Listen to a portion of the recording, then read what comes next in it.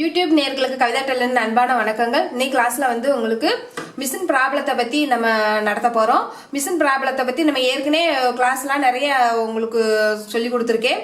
அந்த இதுல சொல்ல தவறுனதும் அது போக நம்ம பிரச்சனைகள் வந்ததுக்கு அப்புறம் என்னென்ன அதை சரி பண்ணணும், மிஷின்ல வந்த பிரச்சனைகள் என்னென்ன வந்திருக்கு, அதை எப்படி சரி பண்ணணும் அப்படின்ற விதமாகவும் கமெண்ட்ஸ்ல உங்களுக்கு என்னென்ன பிரச்சனை வந்திருக்கு வீடியோ பார்த்ததுக்கு அப்புறமும் எனக்கு அந்த இது கொஞ்சம் புரியல அப்படின்னு சொல்லி நீங்க நினைக்கிறத இப்ப இதுல உங்களுக்கு தெளிவுபடுத்துற விதமாகவும் தான் இந்த வீடியோ அமைய போகுது. வீடியோ பார்க்கறதுக்கு முன்னாடி நம்ம சேனலுக்கு நீங்க புதுசுன்னா மறக்காம சப்ஸ்கிரைப் பண்ணிக்கோங்க.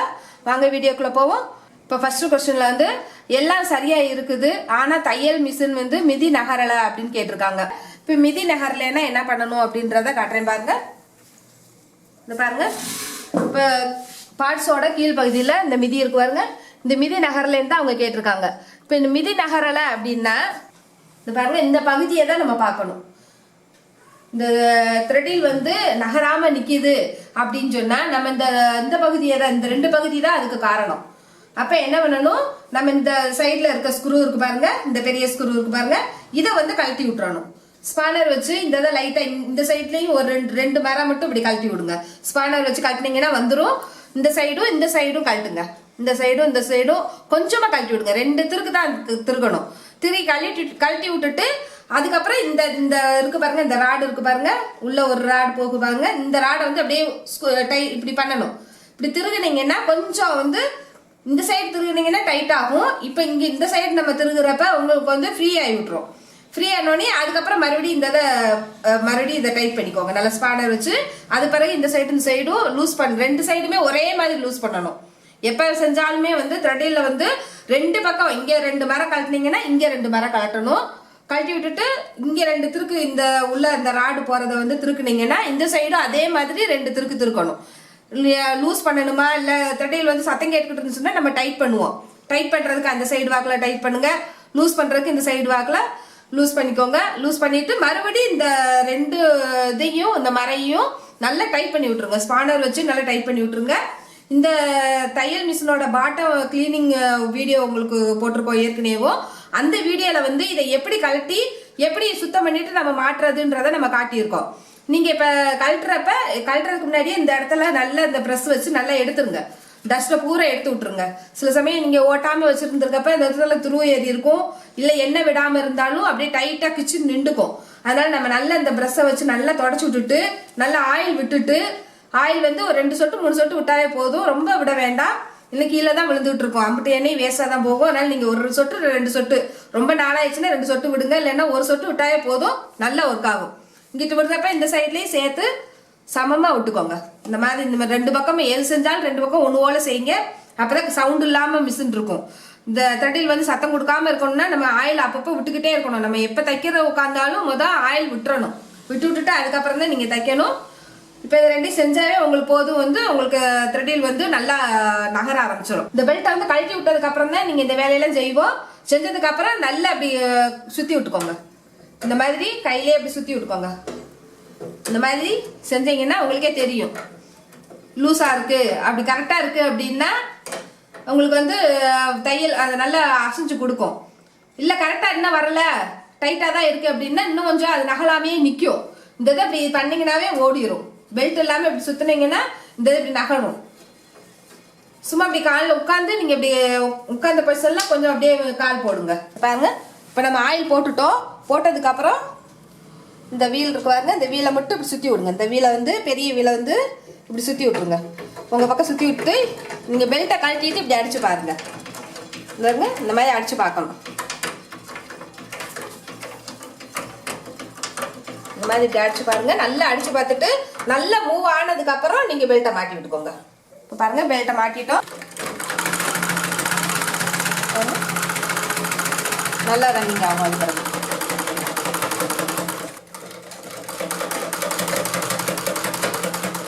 நீங்க பெல்ட்டை கழட்டிட்டு நீங்க அடிச்சு பார்த்தீங்கன்னா தான் உங்களுக்கு த்ரெட்டில் மிஸ்டேக் வந்திருக்கு, அதாவது மிதி அடியில தான் மிஸ்டேக் இருக்கு அப்படின்றது உங்களுக்கு தெரியும்.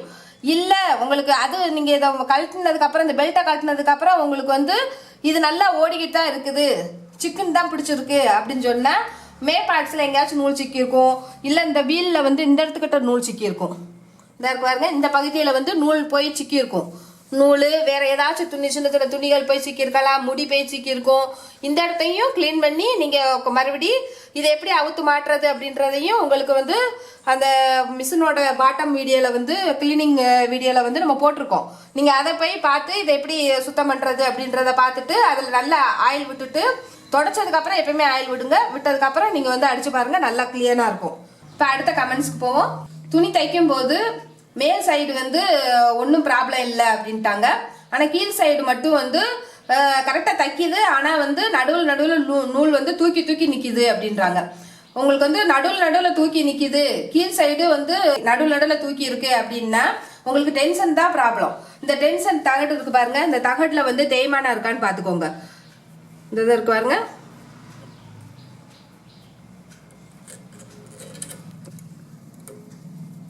இந்த ஸ்க்ரூவை அப்படி கழட்டிடுங்க.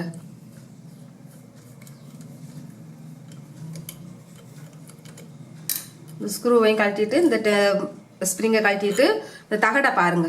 இந்த தகடு வந்து கரெக்டாக ஒன்று போல வெட்டு இல்லாமல் இருக்கணும், எந்த வெட்டுமே இருக்கக்கூடாது. இந்த இடத்துல ஒரு சின்ன சின்ன கீரல் வந்து விழுகும். உங்களுக்கு நூல் ஓடுது பாருங்க, இந்த நூல் போய் கூட அறுத்து விட்டுக்கிட்டே இருக்கும் உங்களுக்கு. அதனால நம்ம அந்த வெட்டெல்லாம் இருக்கான்னு பார்க்கணும். அதே மாதிரி சின்ன சின்ன நூலோட பிசுறு இருக்கு பாருங்க, அந்த பிசுறு போய் இந்த இடத்துல போய் சிக்கிக்கும். சின்ன சின்ன பிசுறு தான் இந்த இடத்துல மாட்டியிருக்கும். அது வந்து என்ன ஆகும், நம்ம இப்படி போடுறப்ப வந்து அந்த கேப் கொடுத்துக்கிட்டே இருக்கும். அந்த சின்ன பிசுறு போய் உங்களுக்கு சின்ன கேப் கொடுத்தாலும் அந்த நூல் வந்து கடகடான்னு ஓடி வரும் உங்களுக்கு. அதனால அந்த தகடை நல்லா இப்படி எடுத்துட்டு நல்லா அப்படி தொடச்சி விட்டுருங்க. துணியை வச்சு நல்லா தொடச்சிட்டு அதுக்கப்புறம் நீங்க வந்து இதுல மாட்டுங்க. இந்த மாதிரி தொடச்சி வைக்கோங்க. தொடச்சிட்டு அதுக்கப்புறம் இதில் போட்டுக்கோங்க. அதுக்கப்புறம் இந்த ஸ்ப்ரிங்கும் வந்து நல்லா ஒர்க் ஆகணும். இந்த ஸ்ப்ரிங் வந்து சில சமயங்களில் வந்து ரொம்ப நாள்பட்ட மிஷினில் இருந்துச்சுன்னா உங்களுக்கு இந்த ஸ்ப்ரிங் வந்து ஒர்க் ஆகாமல் இருக்கும். அதை நல்லா பார்த்துக்கோங்க. உங்களுக்கு நாள்பட்ட மிஷின்னா நீங்கள் இந்த டென்ஷன் பார்ட்டே கூட தனியாக ஒன்று வாங்கிக்கோங்க. ரொம்ப நாளாயிடுச்சு, எல்லா பார்ட்ஸுமே வந்து ஒரு மாதிரி இருக்குது அப்படின்னா இந்த டென்ஷன் பார்ட் மட்டுமே தனியாக இருக்கும். நீங்கள் அதை எப்படி கழட்டுறதுன்றதை நம்ம சர்வீஸ் வீடியோவில் போய் பார்த்தீங்கன்னா இந்த டென்ஷன் பகுதியை எப்படி கழட்டுறதுன்றதை சொல்லியிருப்பேன். நீங்கள் அதை பார்த்து அதை மாதிரி கழட்டிக்கிட்டு இந்த டென்ஷனை வந்து மறுபடியும் புதுசு வாங்கி அப்படி மாட்டிக்கோங்க. மாட்டுறதுக்கும் நம்ம சொல்லியிருக்கோம், அதை பார்த்து நீங்கள் மாட்டிக்கோங்க. இந்த ஸ்ப்ரிங்கை வந்து இல்லை உங்களுக்கு புது மிஷினில் தான் இந்த மாதிரி ப்ராப்ளம் வருது அப்படின்னா நீங்கள் இப்போ நான் சொல்கிற மாதிரி செஞ்சுக்கோங்க. இப்போ இந்த ஸ்க்ரூ இருக்கு பாருங்க, இந்த ஸ்க்ரூ வந்து இங்கே இதில் மாட்டுறப்ப கரெக்டாக மாட்டியிருக்கோமான்னு பார்த்துக்கோங்க. இந்த மரை ஏற்றுறப்ப வந்து கரெக்டாக மரை ஏற்றணும். இது வந்து கொஞ்சம் சைடில் அப்படி கிராஸாக போயிருக்கும். கிராஸாக போயிருக்கப்ப உங்களுக்கு வந்து இந்த சைடில் இந்த தட்டு வந்து இப்படி கிராஸாக போயிடும். உங்களுக்கு சைடில் இப்படி கிராஸாக இருந்துச்சுன்னா கரெக்டாக இந்த மரை ஏறுதான்னு பார்த்துக்கோங்க. இந்த மரை ஏறுறது வந்து கரெக்டாக இருக்கணும். பாருங்க, மரை ஏற்றுறப்ப கரெக்டாக இருக்குது. இந்த மரை ஏறுறப்ப இது லூஸாக இருக்கான்னு பார்த்துக்கோங்க. இந்த மரை ஏறுறதே வந்து ரொம்ப டைட் ஆகிட்டே போகுது, டைட்டே ஆக மாட்டேங்குது, இந்த டென்ஷன் வந்து டைட்டே ஆக மாட்டேன் இந்த தகடு அப்படின்னா இந்த இடம் வந்து உங்களுக்கு வந்து கேப் விழுந்துருக்கும். ஒரு மாதிரி இந்த இருக்கு பாருங்க, இந்த கம்பி இருக்கு பாருங்களேன், இந்த கம்பி இருக்கு பாருங்க, இந்த கம்பி வந்து 2 வாய் இப்படி அமுங்கி போயிருக்கும். இது அமுங்கி போயிருக்குன்னா நீங்க ஸ்க்ரூ டிரைவர் வச்சு லைட்டா இப்படி எம்பி விட்டுக்கோங்க. இந்த இப்படி இருக்குல்ல, இந்த மாதிரி இப்படி லைட்டா எம்பி விட்டீங்கன்னு வச்சுக்கோங்க. கொஞ்சம் வாய் பழக்குது பாருங்க, இந்த கேப் கிடைக்குதா, இந்த இடத்துல உள்ள கேப் வந்து கூடி இருக்கு. இப்ப இந்த இடத்துல கேப் கூடிருச்சுன்னா உங்களுக்கு இந்த ஸ்க்ரூ போடுறப்ப வந்து உங்களுக்கு டைட்டு கிடைக்கும். இந்த இருக்கு பாருங்க, நல்லா டைட் கிடைக்குது பாருங்களேன், இந்த டைட் கிடைக்குது பாருங்க. நம்ம மாட்டுறப்பே தெரியும் உங்களுக்கு அந்த இடம் வந்து டைட்டு விழுகுது நல்லா அப்படின்னு சொல்லி. நீங்கள் எப்பயுமே வந்து அந்த மாதிரி கொஞ்சம் கேப்பில் இருந்துச்சுன்னா நீங்கள் கடகடன்னு இந்த மாட்டுறப்பே தெரியும் உங்களுக்கு. ஸ்க்ரூ வந்து உள்ள இப்படி மரை ஏற்றுறப்பேவும் லூஸாக மரை ஏறுறதும் கொஞ்சம் டைட்டாக மரை ஏறுறதும் உங்களுக்கு தெரியும். அந்த மாதிரி உங்களுக்கு டைட்டு ரொம்ப தூரம் போய் இந்த கம்பியெல்லாம் நிறைய தெரிகிற அளவுக்கு உங்களுக்கு அந்த மாதிரி ப்ராப்ளம் இருந்துச்சுன்னா மட்டும் நீங்கள் வந்து இந்த மாதிரி எடுத்து விட்டுட்டு அதுக்கப்புறம் இந்த ஸ்க்ரூவை வந்து போடுங்க. உங்களுக்கு அந்த மிஸ்டேக்கே வராது, லூஸ் விழுந்துட்டே இருக்கிறது வராது. இப்போ இதை போட்டுட்டோம். இப்போ இதை போட்டதுக்கு அப்புறமும் உங்களுக்கு அந்த மாதிரி ப்ராப்ளம் இருக்குது அப்படின்னா நீங்கள் என்ன பண்ணுங்க, இந்த கேஸில் வந்து நூல் இப்படி வருது பாருங்க, இதோட தளர்ச்சியை வந்து ஆக்கி விட்டுருங்க. தளர்ச்சின்னா லூஸ் ஆக்கி விட்டுருங்க. இந்த ஸ்ப்ரிங்கை வந்து கொஞ்சம் அப்படி திருகுனீங்கன்னா உங்களுக்கு வந்து லூஸ் ஆயிரும். இங்கிட்டு திருகுனீங்கன்னா இந்த சைடு வாக்கில் திருகுனோம்னா கொஞ்சம் லூஸ் ஆகும். இந்த நூல் வந்து இந்த பாருங்க, கேஸில் வந்து எப்பயுமே நூல் வந்து எந்த அளவுக்கு வச்சுக்கிறணும் அப்படின்னா இந்த இப்படி சுண்டி விட்டா அப்படி கீழே வரணும். இப்படி சுண்டி விடுறப்ப இப்படி இறங்கணும். இப்படி சுண்ணம்னா இப்படி இறங்குது பாருங்க, அந்த மாதிரி இருக்கணும். நம்ம இப்படி வச்சோன்னே இங்கே பாருங்க, கேஸை பாருங்களேன், இது இப்படி இருக்கப்ப இங்க இருங்க. இப்ப நம்ம பிடிக்கவே முடியல, அப்படியே நிக்கவே மாட்டேங்குது, கேஸு கீழேயே இருக்கு. இப்ப இதை டைட் பண்ணுங்க, கொஞ்சம் நிக்குது பாருங்க. இப்படி சுண்டோம்னா கீழே வரணும். பாருங்க, சுண்டுனோம்னா அப்படி கீழே இறங்குது பாருங்க. இப்படி வரணும் உங்களுக்கு. சுண்ட சுண்ட அப்படி கீழே இறங்குச்சுன்னா உங்களுக்கு கரெக்டான பொசிஷன்ல இருக்குன்னு அர்த்தம். எப்பயுமே நூல் மாட்டுறப்ப வந்து சில நூல் வந்து கொஞ்சம் கனமா இருக்கும். இந்த நூல்லே வந்து கொஞ்சம் பிசுரோட இருக்கிற நூல் வந்துச்சுன்னு வச்சுக்கோங்களேன். சில கம்பெனி எல்லாம் அந்த மாதிரி எல்லாம் வருது, பிசுரோட வருது. அப்படின்றப்ப உங்களுக்கு வந்து டைட் உளுந்துக்கும். இந்த இடம் வந்து இந்த இடத்துல இருந்து உள்ள வர்ற நூல் வந்து அப்படியே ஒரு மாதிரி டைட்டா வரும். நீங்க அப்ப என்ன பண்ணணும், இதை வந்து லூஸ் பண்ணி விட்டுறணும். லைட்டா சின்னோண்டு தான், இந்த இவ்வளோண்டு இப்படி லைட்டா இப்படி பண்ணாவே போதும், லூஸ் உளுந்துக்கும். அதுக்கப்புறம் நீங்க இப்படி வச்சு இப்படி இழுத்து பாருங்க. இப்படி பாருங்க, இப்படி பாத்தீங்கன்னா கொஞ்சம் கொஞ்சமா இறங்குது பாருங்க. நம்ம சுண்ட சுண்ட இறங்கணும். உங்களுக்கு சுண்ட சுண்ட இறங்கலைன்னா நூல் வந்து டைட்டா இருக்கு அப்படின்னு அர்த்தம்.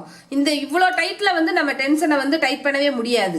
இது அந்த அளவுக்கு மரம் ஏறாது. உங்களுக்கு ரொம்ப டைட் பண்ணோம்னா நூல் வந்து அந்தந்து போகும், எல்லா ப்ராப்ளமே வரும். அந்த மாதிரி பொசிஷன்ல ஓரளவுக்கு நீங்க இந்த ஸ்ப்ரிங்கில் வந்து டைட் பண்ணிக்கோங்க.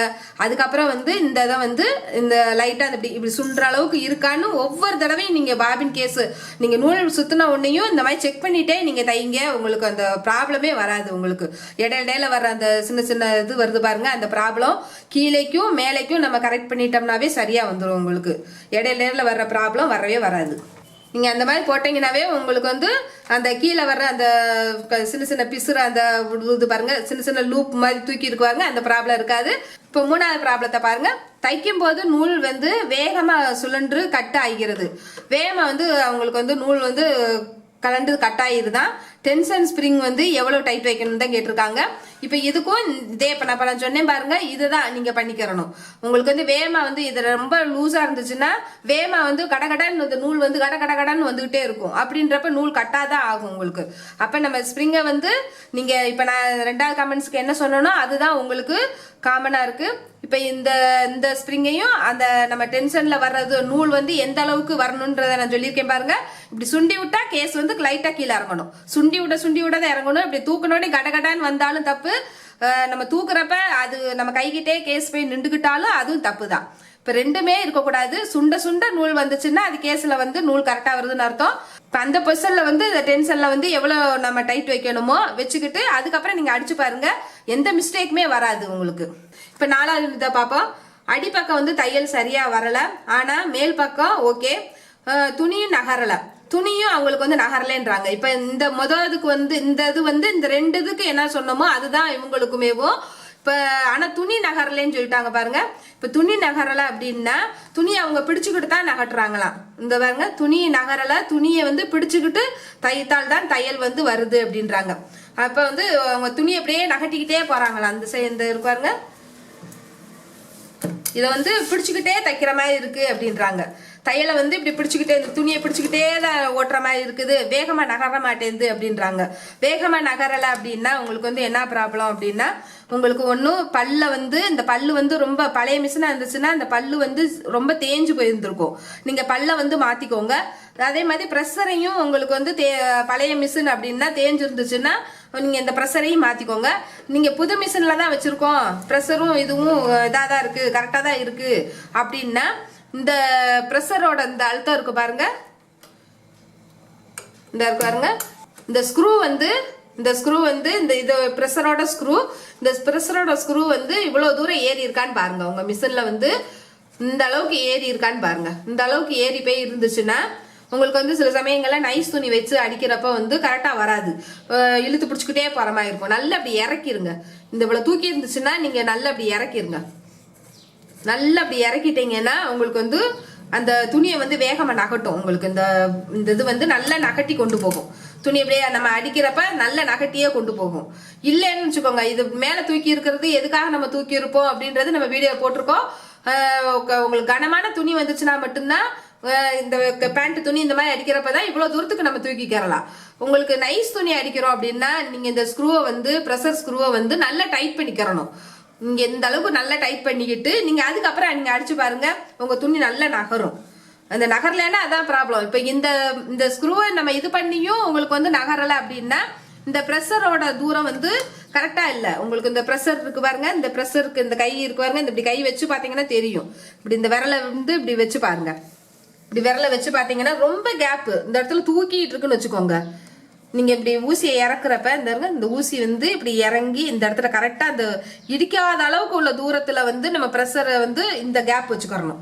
இந்த இடத்துல இருக்க கேப் இருக்கு பாருங்க, இந்த கேப் வந்து இந்த ஊசி வந்து நீடில் இங்கே இருக்கு பாருங்க, இந்த ஊசியோட ஸ்க்ரூ இருக்கு பாருங்க, இது போய் இந்த ப்ரெஷர்ல வந்து இடிக்க கூடாது பாருங்க. இப்போ இடிக்காத தூரம் இருக்கு பாருங்க, இப்படி தூக்கி வச்சிருக்கப்ப இடிக்கல பாருங்க. இந்த அளவுக்கு நீங்க ஏற்றி வச்சுக்கோங்க. எப்பயுமே உங்க ப்ரெஷர் சில சமயங்களில் இறங்கி இருந்தாலும் இருக்கும், அதனால நீங்க வந்து இந்த கேப் இருக்கான்னு பார்த்துக்கோங்க. இந்த அளவு கேப் இருந்தா போதும். ரொம்ப கேப் இருந்தாலும் இந்த ப்ரெஷர் தூக்கிட்டு இருந்துச்சுன்னா உங்களுக்கு அந்த மாதிரி தான் உங்களுக்கு துணி வந்து நகராம ஒரு மாதிரி மெதுவா ஓடும். அதுவும் ரீசனு. அதுக்கப்புறம் உங்களுக்கு வந்து பல்லு வந்து சில சமயங்களில் பல் ஸ்க்ரூ வந்துருக்கு பாருங்க, இந்த பல் ஸ்க்ரூ கீழே இருக்கும், 2 ஸ்க்ரூ இருக்கும். இப்போ அதை காட்டுறேன் பாருங்க. இப்போ இந்த ஸ்க்ரூ வந்து இந்த பிளேட்டை தள்ளிட்டு இந்த பிளேட்டை எடுத்துருங்க. எடுத்துட்டீங்கன்னா இந்த இடத்துல பாருங்க, இந்த ஸ்க்ரூ இருக்கு பாருங்களேன், இந்த 2 ஸ்க்ரூ இருக்கு பாருங்க. இந்த 2 ஸ்க்ரூ வந்து லூஸ் ஆயிருந்திருக்கும். சில சமயங்கள் ஏதாச்சும் ஒரு ஸ்க்ரூ லூஸ் ஆனா கூட உங்களுக்கு வந்து துணியவே நகட்டாது, அப்படியே கிரிப்பே இல்லாம போய்கிட்டு இருக்கும், லூஸாவே இருக்குமா, உங்களுக்கு நகட்டாம போய்கிட்டு இருக்கும். அதனால என்ன பண்ணுங்க, இந்த ஸ்க்ரூ வந்து கலந்துருக்கான்னு பார்த்து அதை டைட் பண்ணிக்கோங்க. டைட் பண்ணிட்டீங்கன்னா உங்களுக்கு வந்து அந்த ப்ராப்ளம் வராது. அது போக இந்த இடத்துல எது டஸ்ட் இருக்கான்னு பார்த்துக்கோங்க. இப்போ இந்த பல்ல பாருங்க, இந்த பல்ல வந்து டஸ்ட் ஏதாச்சும் இருந்துச்சுனாலும் உங்களுக்கு அந்த நூலை அடிச்சு டஸ்ட் விழுகும். இப்போ அந்த மாதிரி ப்ராப்ளம் இருந்தாலும் உங்களுக்கு வந்து டஸ்ட் அடைஞ்சிக்கிடுச்சு அப்படின்னாலும் உங்களுக்கு துணியை நகட்டாது. இந்த பல்ல பூரா நீங்க பல்ல அப்படியே இந்த 2 ஸ்க்ரூவையும் கழட்டிடுங்க.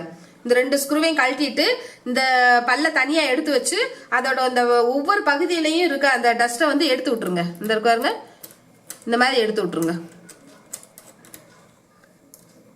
இந்த இதை நீங்க அதிலே வச்சு செஞ்சா கூட நீங்க பெரிய ஊசி வச்சு கூட நீங்க நல்லா இப்படி எடுத்து விடலாம். இந்த இடத்துட்ட இந்த இங்கே இருக்க டஸ்ட் இந்த இடத்துல இருக்கு பாருங்க, இங்கே இருக்கிறது எல்லாத்தையும் இப்படி எடுத்து விட்டுட்டு நல்லா தொடச்சதுக்கு அப்புறம், இந்த பல்ல நல்லா தொடச்சதுக்கு அப்புறம் உங்களுக்கு வந்து ஆயில் நல்லா விட்டுட்டு இந்த இடத்துல நல்லா ஆயில் விட்டுக்கோங்க. விட்டதுக்கு அப்புறம் நீங்க அதுக்கப்புறம் மறுபடியும் மிஷின்ல அதை மாட்டிக்கோங்க. இதை எப்படி கழட்டுறதுன்றதும் நம்ம வீடியோல போட்டிருக்கோம். மெக்கானிசம் வீடியோல வந்து நீங்க பாத்தீங்கன்னா உங்களுக்கு தெரியும் இதை எப்படி இந்த பார்ட்ஸை கழட்டுறது, அதுக்கப்புறம் அதை எப்படி மாற்றுறோம் அப்படின்றத முதற்கொண்டு நம்ம போட்டிருக்கோம். நீங்க அதை பார்த்து இதை எப்படி கழட்டி அதை எப்படி கிளீன் பண்ணிட்டு மாற்றுறது அப்படின்றது தெரிஞ்சு அதுக்கப்புறம் மாட்டிக்கோங்க. இப்போ அதுதான் உங்களுக்கு வந்து ப்ராப்ளம். இப்போ இந்த இடத்துல இருக்க டஸ்ட்டையும் இப்படி எடுத்து விட்டுட்டு அதுக்கப்புறம் மாட்டிக்கோங்க. நேர்களே, இப்போ 4 கமெண்ட்ஸ்க்கு வந்து உங்களுக்கு வந்து எப்படி அதை சரி பண்ணணும் அப்படின்றத நான் சொல்லி கொடுத்துட்டேன். இப்போ மீதி வர்ற கமெண்ட்ஸ்க்கெல்லாம் உங்களுக்கு வந்து அடுத்த வீடியோல உங்களுக்கு நான் போடுறேன் நேர்களே. தேங்க்யூ நேர்களே.